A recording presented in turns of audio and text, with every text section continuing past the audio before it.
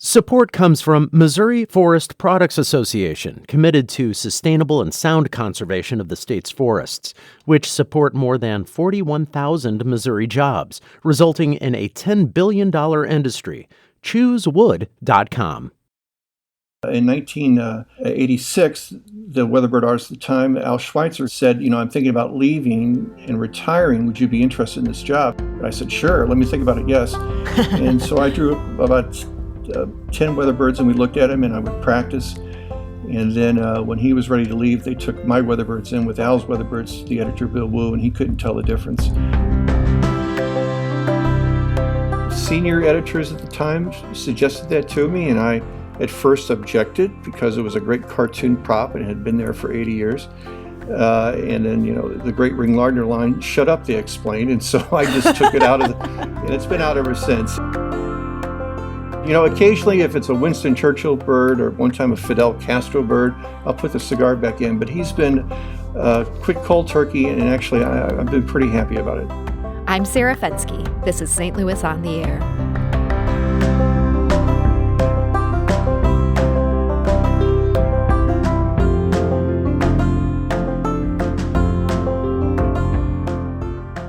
For readers of the St. Louis Post-Dispatch, the charismatic bird who graces the front page of the paper is as familiar as the arch.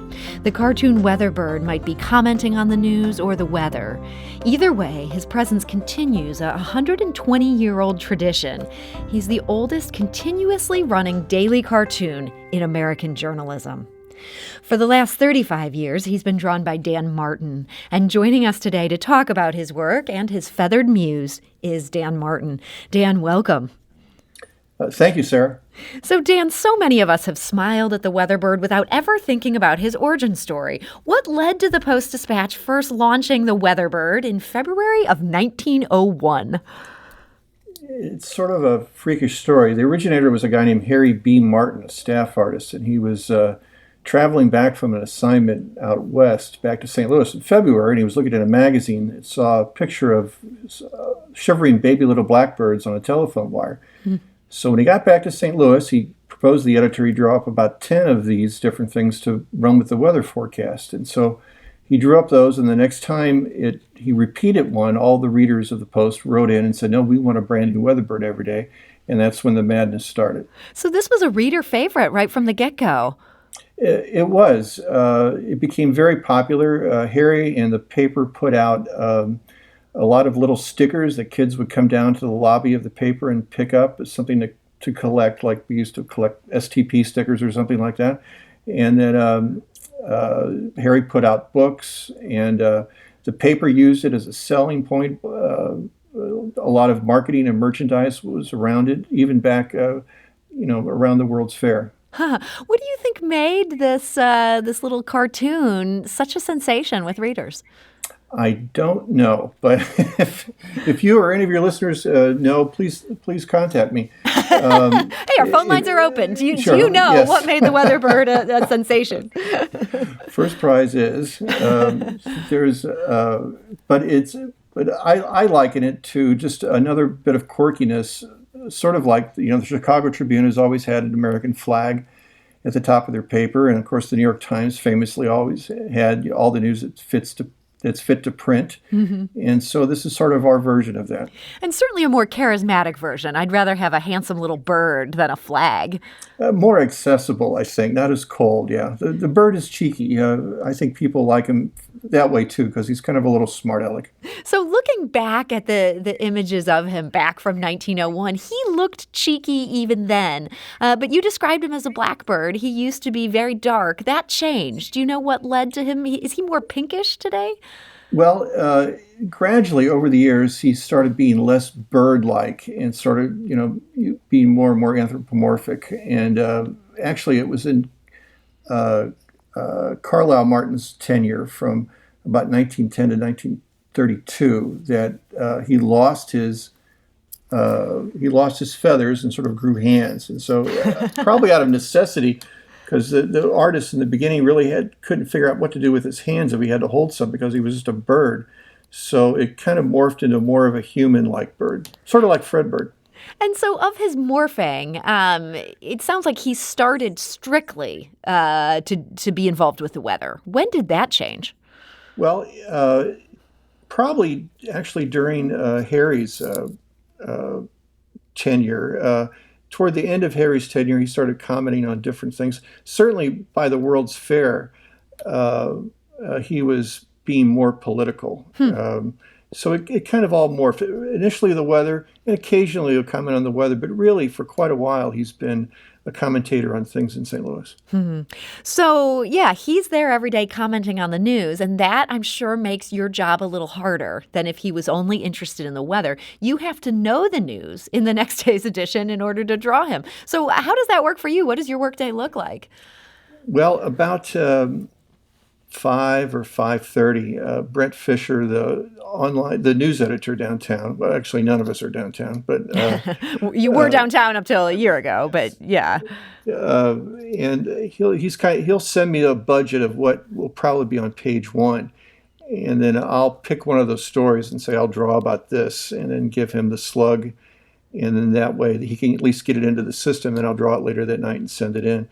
But yeah, it always references something on page one. So if you look at the Weatherbird, your task is to find the story it goes with and the bird line that goes above the Weatherbird. So it's entirely predicated upon the news of the day. So are you ever overtaken by current events, like something big happens at 8 p.m. and you have to draw a new bird? Sure. I've done that on days off and vacations. And there's a great story that one of my predecessors, Amity Wolschlager, told me that in the 50s, late 40s, early 50s, when the paper had about 5 editions a day, that for whatever reason, that bird, the story that the bird was referring to, would come off that page. Amity ended up having to draw 5 weatherbirds in one day. So I've certainly taken birds off and put new birds in at the last minute, depending on the news. And is this a decision that you have the power to make, or are editors huddling saying, hey, this bird is no longer appropriate, something terrible happened, we need a more somber bird? Generally, in the beginning, editors were doing that for me. And now I've been at it so long, I know what to do and what not to do. People defer to your judgment. I'm an old geezer at the paper, so they do, yes. Old geezer, isn't there you're a senior eminence, right? That's a veteran journalist. That's what we like to call ourselves. So speaking of being a veteran journalist, Judith Newmark of your paper wrote a really good profile of you back in 2016. I want to encourage people to check this out and read it. She wrote this, quote, over the years, the Weatherbird has donned everything from judges' robes to spacesuits, from golfing attire to the veiled prophet's headgear. One remarkable day in 1989, the bird showed up in a cocktail dress and jewels. Zsa Zsa Gabor had been arrested. Of all the thousands and thousands of birds out there, Dan Martin, what have been some of your favorites?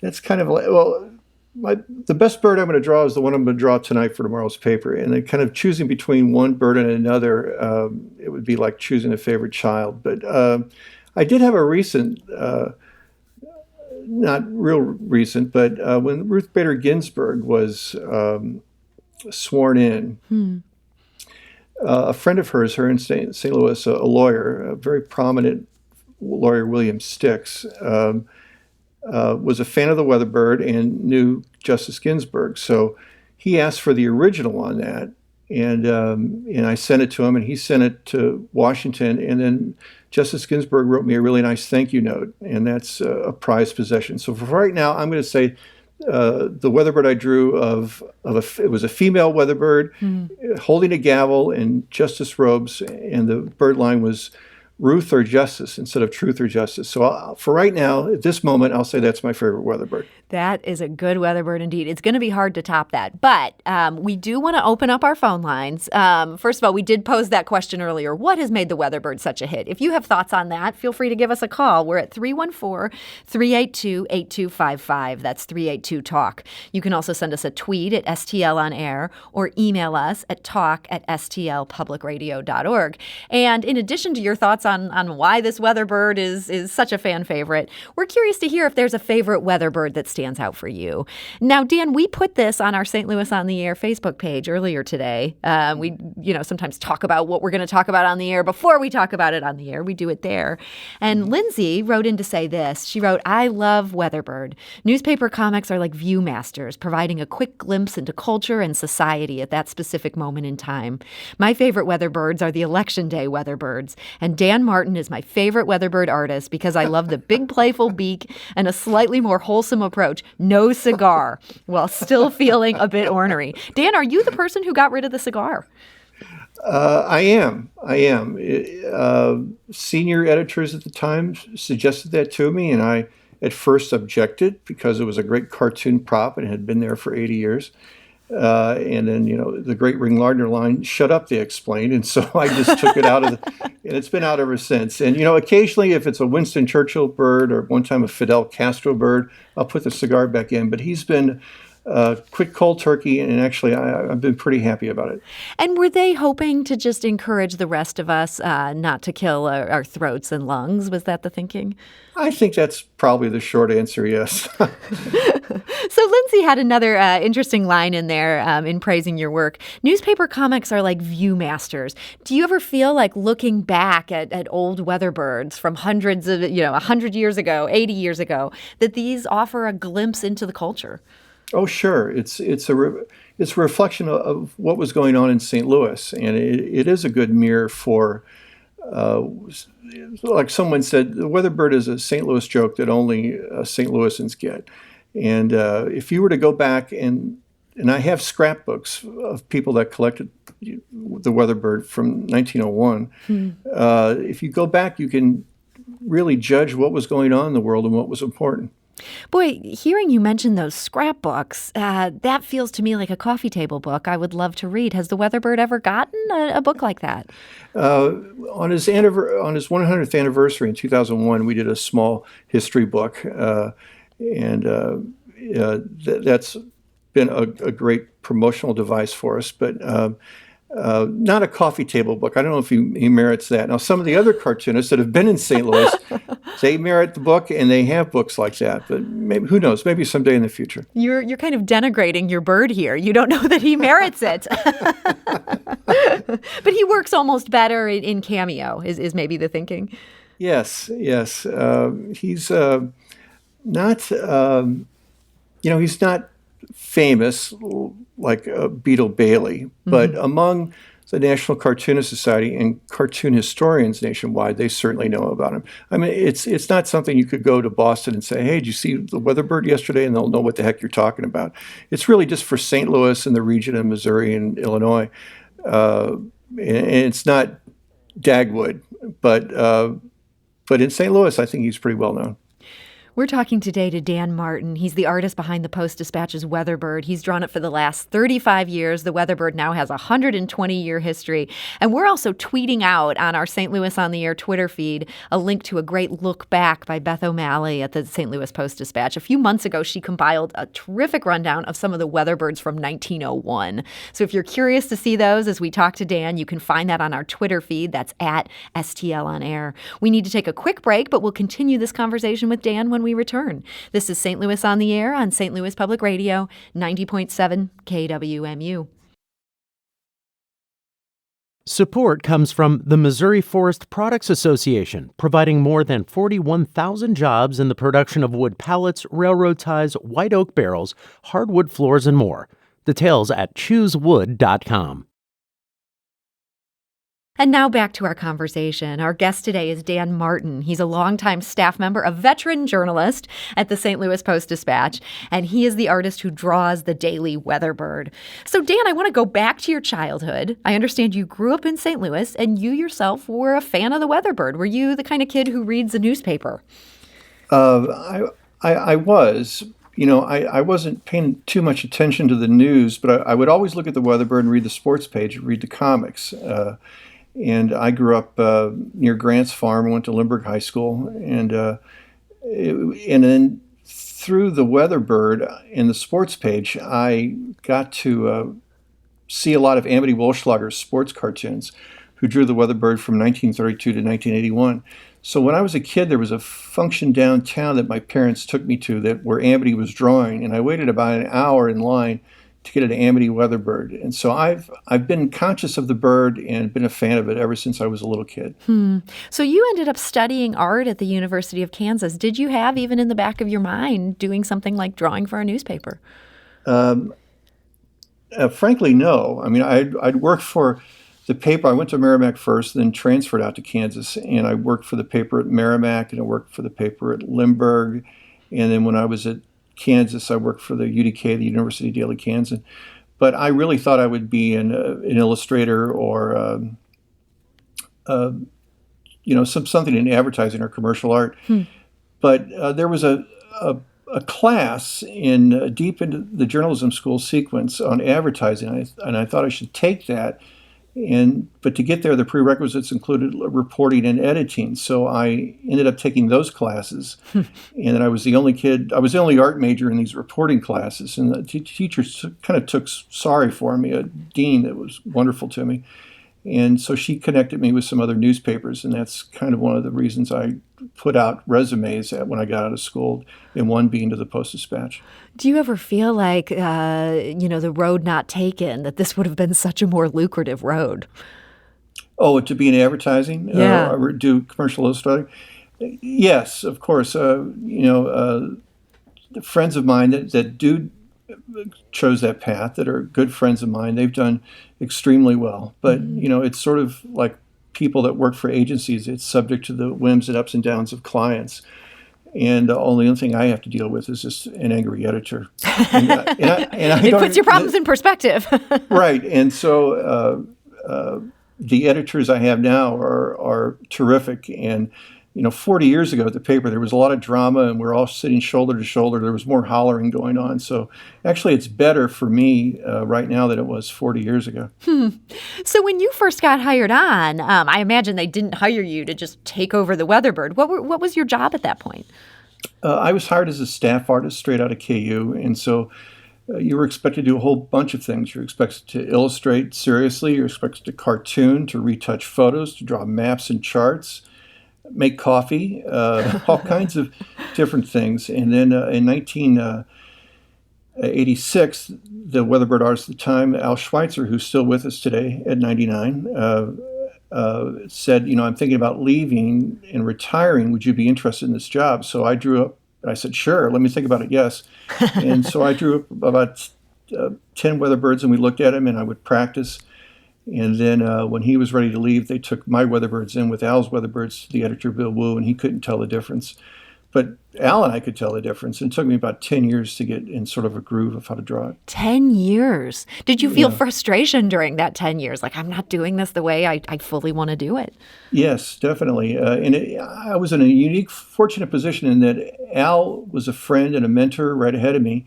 And then the guy who drew it before him, Amity Wolfschlager, drew it from 81 to 32, and he was a friend and a mentor.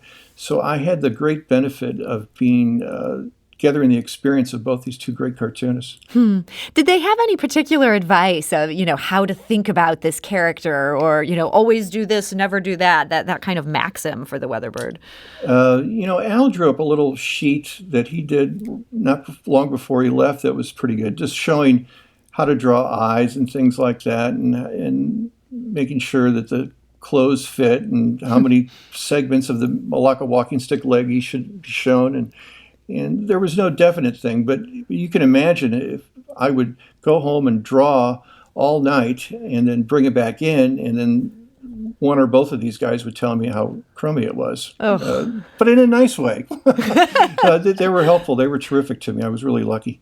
So you basically had two former Weatherbird people around whose brain to pick. I mean, was there ever different advice from the two of them where, the roads diverged there and you had to decide whose path to follow? I think I blended the two. Amity was not happy about the cigar coming out of his mouth because he smoked cigars for 70 years. But I think they pretty well, because I think both of them knew that you sort of have to find your own voice. Somewhere you get in the groove where you think you're drawing it and you think your drawings look okay. I would say probably out of a month, there might be 2 or 3 Weatherbirds that I personally liked that I could live with. Not even today. You mean back then? Or No, are you still that hard on yourself? Yes, I am. And I think that's good. That's good. Anybody that thinks that they can draw something perfectly day in, day out. It's the great Charlie Schultz quote that says a cartoonist is someone who has to draw the same thing every day but make it different. And that's the challenge. But yeah, I'm still hard on myself, and I think I will be. So, yeah, in some ways it sounds like such a fun job. In other ways it sounds like a really challenging job. Is drawing the Weatherbird a full-time job? I wish, but it's not, because the Weatherbird takes about an hour, 45 minutes to an hour every evening. And so right now I'm editing the letters section on the editorial page. And before we rearranged some stuff a year ago, I was designing pages, and I still do feature illustrations for Go in the St. Louis Life Sunday section. So most of the time I'm editing. I'm using the skills I learned at KU journalism school, weirdly enough. And is this your first chance to really edit copy since those days all the way back in J school? To edit copy, yes, but I've written stories over the years, and I've written travel stories and feature stories and things like that occasionally. And then on Saturday, I draw a cartoon called Postcard from Mound City, and of course I write all that stuff. But right now I'm harking back. I'm trying to remember what I didn't learn or learned from 40 years ago in Lawrence, Kansas. I bet in some ways that's a good kind of challenge, just to learn, to master a completely new skill.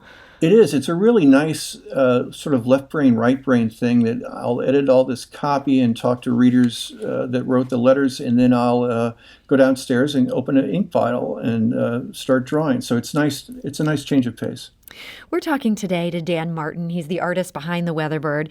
Dan actually did a great interview on video with HEC Media. You can find that at hecmedia.org. It's called The History of St. Louis Cartoons and Newspaper Comics with Dan Martin. So much good history that we probably won't get to today, but all the different artists who drew the Weatherbird. Dan, I'm more interested in the present right now. You've mentioned that for the first time in the bird's history, there doesn't seem to be an obvious successor. Why is that? Not right now. Well, I think it's largely because of my geezer generation. If you were hired at the paper, you were hired for your design or your drawing skills. And now the industry has changed, and so designers and artists and production people are hired more for their journalism skills. So there's no obvious successor, whereas opposed to, say, 60 years ago, if the Weatherbird artists left the paper, there would be 10 artists clawing over each other to try to get that job. But I'm sure the paper will figure out something when I get ready to retire. I was going to say, you're now 63. I mean, do you worry about that you couldn't even think about retiring until you'd figured out somebody to train and to, put through the paces the way that your predecessors put you through them? No, there's too many fish to be caught. I'm not worried about that. I'm sure. Good for you. We have some nice editors that I think will probably figure out a solution. But it would be a real shame to lose this great St. Louis tradition. Yeah, and I've got to worry about the day-to-day for you as well. How do you ever possibly take a vacation if you're the guy and news can break at any given moment? How do you handle that? Well, sometimes when I'm going on vacation, I'll try to draw ahead of time of events that I think might be going on, and I'll talk to the news editors about what upcoming enterprise stories there might be, and I'll try to draw about those. And then there's a whole bank of digital Weatherbirds that we have in our system that a designer can take and change the color on, or move an arm around, or add something to a hand, or something like that, and put a new bird line on it and tweak with a little bit. It's always been that way. Since 1901, the bird artists have always sort of had a bank of birds in reserve that other artists could adapt and change to fit the current event. I got to ask, I mean, you mentioned just how hard you are on your own birds. Do you ever come back from a vacation and look at something that somebody else has kind of cobbled together and you just want to go yell at an editor? No, it's the editors that do the yelling. The artists don't yell at the editors. See, I need to understand these newsroom dynamics here. Yeah, well, you've been in newspapers. You know how that works. It's true. There's most of the time, the the designers at work do a terrific job of adapting things. And I'm probably less critical of them than certainly Amity Wolfschlager was. If someone had tweaked around with too much of a bird that Amity had drawn, he was not pleasant about it, and he would let you know. Boy, Amity sounds like quite a character. Yeah, a real one-of-a-kind St. Louis legend, larger than life. And anyone that's been a sports fan in St. Louis that have seen his sports cartoons, have been around the Cardinals, know what a colorful character it was. And I was really fortunate to get to know him really well. Dan, in addition to doing these wonderful illustrations, you've become such a historian. I think the HEC media video makes clear you've really studied up on all your predecessors. I understand you get a lot of correspondence where people are asking you questions. What kind of things come your way through that? Well, I can tell you, just about an hour ago, I got an email from a reader that has a collection of a printed book of Weatherbirds by Harry Martin from 1903. And I've got a couple of these little books, but I've never seen this one. So he wanted some more history on things, and he saw the HEC thing. But that's sort of generally the kind of questions I field. What started all this was that when I used to draw a cartoon for the Sunday comic section, and I was always running across artists that were huge legends in their own time, but everyone had forgot about by now. And so that really intrigued me to do more digging. And there's just a list as long as your arm of artists and cartoonists that have come out of St. Louis that were nationally and world famous, and now no one has ever heard of them. And that's sort of my personal mission to revive old dead cartoonist legends. And we know from talking to you today that you're very hard on yourself, but do you see yourself within that legacy of these old cartoonists and their wonderful work? No, personally, I don't. I was fortunate enough this last year, I was inducted into the St. Louis Media History Foundation Hall of Fame. And on the list on the website, I'm between Elijah Lovejoy, the famous publisher, abolitionist publisher, and Bill Malden, the two-time Pulitzer Prize winner. So in my own mind, I don't deserve to be in that kind of ranking, but I'm grateful for it. And technically, whether or not you feel that you deserve it, you are there. So I think it's great to see that this cartoonist is at least getting some honor. The Hall of Fame is there. And I think this video, again, it's hecmedia.org. I want to encourage people to check this out. Dan Martin, thank you so much for joining us today and sharing this fascinating history. Thank you very much, Sarah. Thanks for bird watching. This is St. Louis on the Air on St. Louis Public Radio, 90.7 KWMU.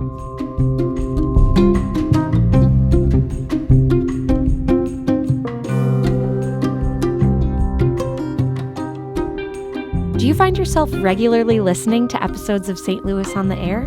Suggest us to a friend you think might enjoy our conversations. And leave us a review and rating on Apple Podcasts on the App Store. It's the simplest way to help people discover our show. Thanks.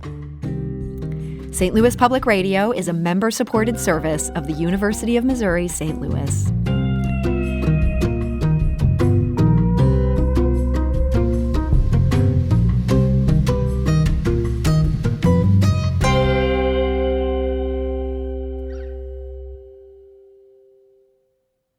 Support comes from the Missouri Forest Products Association, providing more than 41,000 jobs in the production of wood pallets, railroad ties, white oak barrels, hardwood floors, and more.